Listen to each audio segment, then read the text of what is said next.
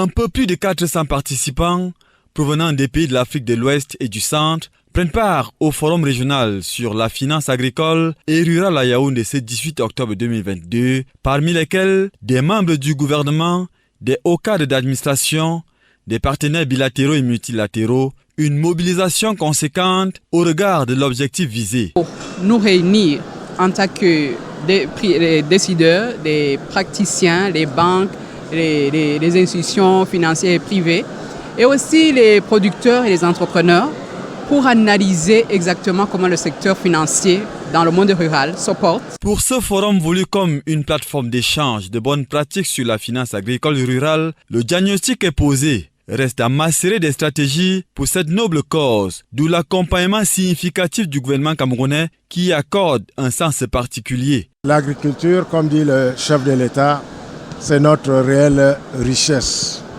Mais l'une des contraintes de l'agriculture, c'est le manque de financement.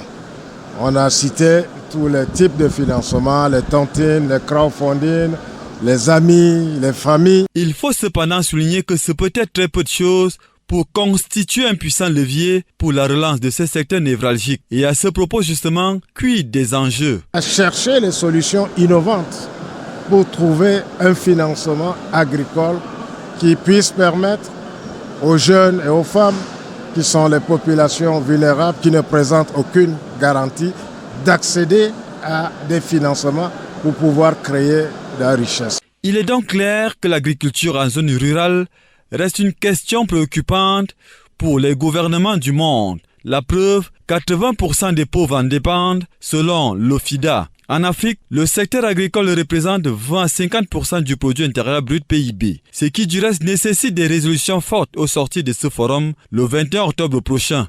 Et c'est pour ainsi dire que la présence du ministre Gabriel Mbairobe de l'Agriculture et du Développement rural, le ministre des Petites et Moyennes Entreprises, de l'Économie sociale et de l'Artisanat, Achille Basilekin III, le gouverneur du Centre, Nasseri Paul Béa, le maire de la ville de Yaoundé, Luc Messia Tangana, et plusieurs autres personnalités à ce forum témoignent des espoirs qui y sont fondés. La visite des stands pour la circonstance vient mettre un terme à cette cérémonie sous une note conviviale.